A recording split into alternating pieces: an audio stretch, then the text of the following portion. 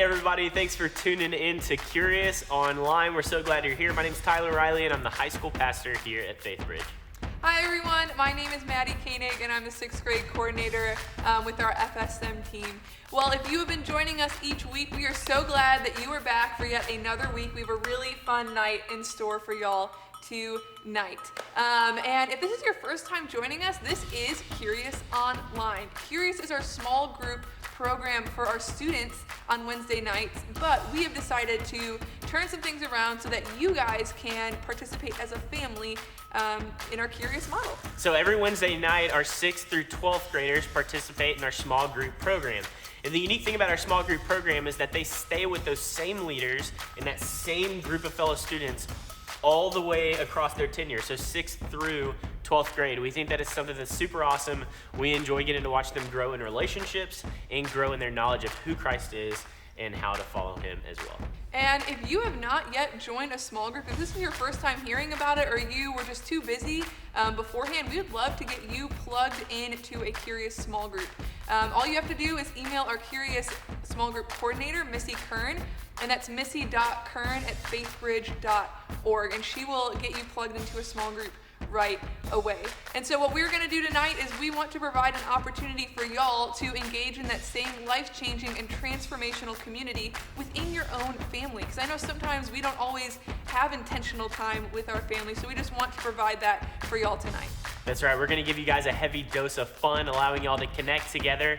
And then we're going to hear a great word from our Elevate Junior High pastor, Reed Epps, looking at Psalm 143. It's going to be a great time in the Word together. But first, it's game time. That's where I'm going, actually.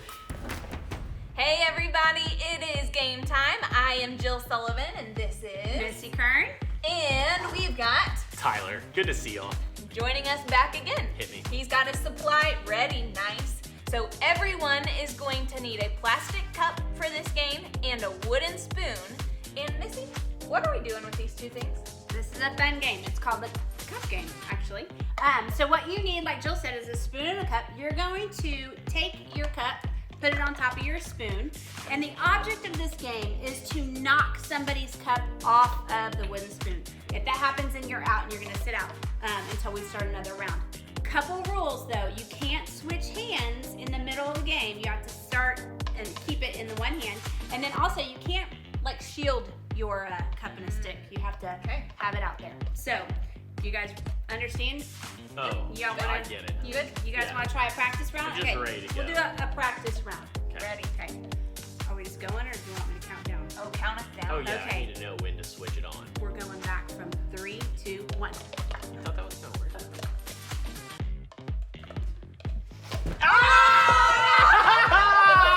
Who's surprised, won. really? Who's surprised? None of us are. We need to come All right, sit let's try that again. You want to do I one think more let's round? try it again. Awesome. There you go. Thank you. How about you guys play this round with us? That was a practice, but now it's your turn. Well, it counted. It counted. Oh, yeah, it counted Yeah, too. here we go.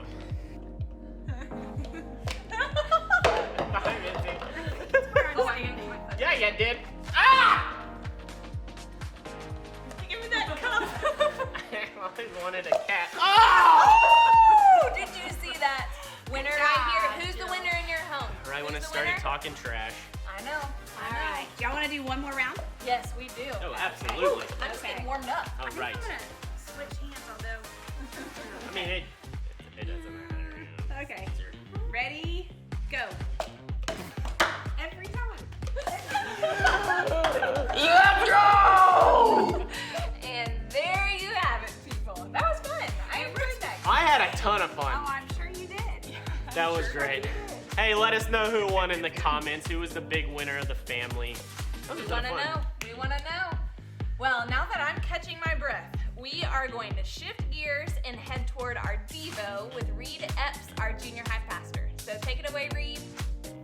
Sweet. Well, thank you guys. Thank you, Jill. Thank you, Missy. And thank you, Tyler, for that awesome, fun game. Man, I feel bad, Missy. Tyler was bullying you, I felt like, man. He was getting you every time. But What a fun time it was getting to watch it from this side of the camera. Man, I'm excited for tonight because our theme for tonight is having thirsty souls who are ready for God to move, whether in unexpected ways or in ways, man, we have been waiting for God to move for a while. And so I want us to read through Psalm 143 tonight. I'm going to read through this psalm. I'm going to give you guys a story. I'm going to give you some takeaway points, and then I'm going to let you guys dive in on some great discussion questions for tonight. And so let's begin our reading.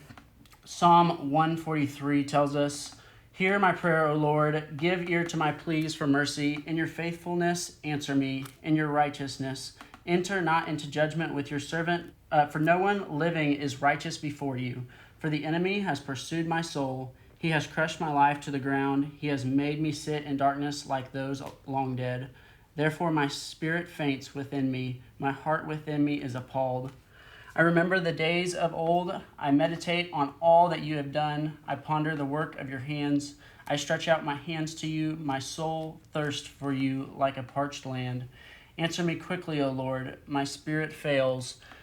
Hide not your face from me, lest I be like those who go down to the pit. Let me hear in the morning of your steadfast love, for in you I trust. Make me know the way I should go, for to you I lift up my soul.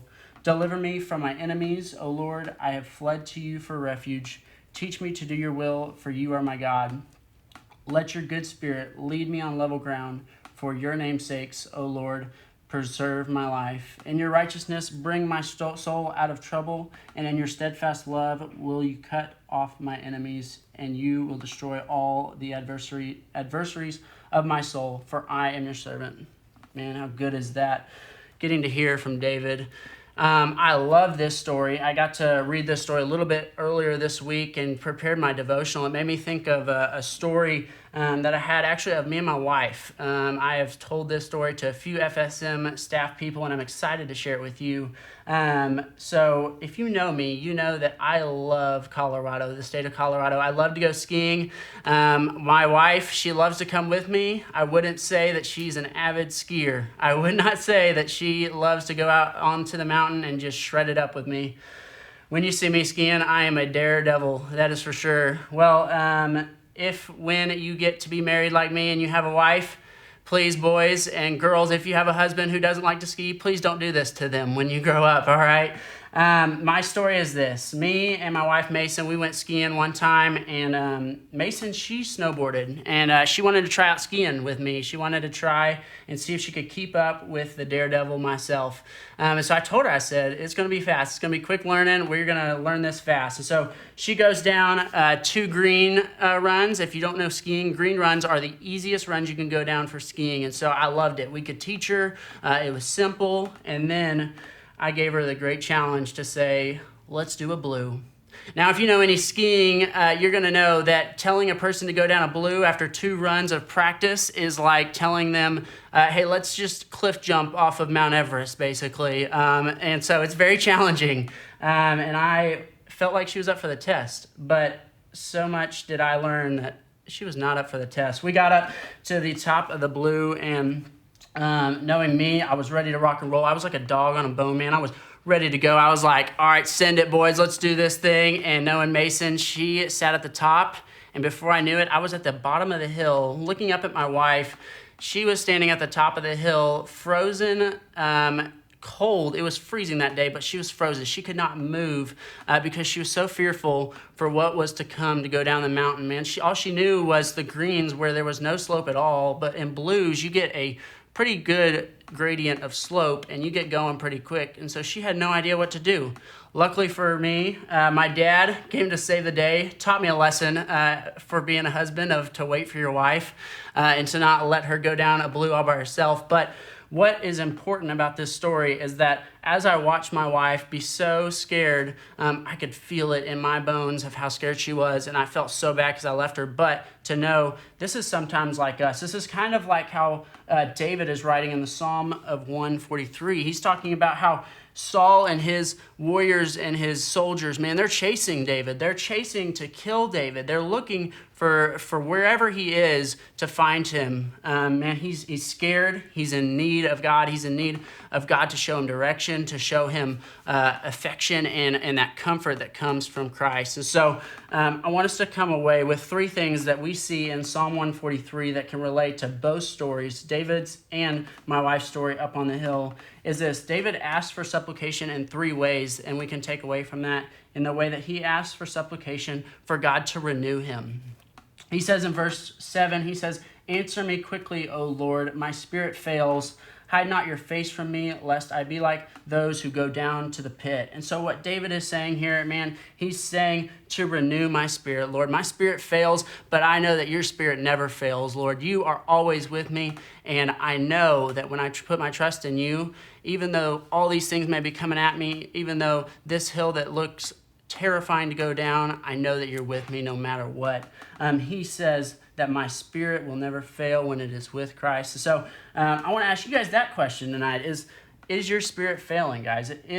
Do you need to experience God's love afresh? Whether you're going through great times right now, whether you're going through hard times right now, is your spirit in a failing point where it needs to reach out to God and say, God, I need you right now. I know that you never fail. I need you to stand me up. And so I want us to see also how David tells us how God guides him. God guides David. In verse 8, he says, David says, "Let me hear in the morning of your steadfast love, for in you I trust. Make me know the way I should go, for to you I lift up my soul."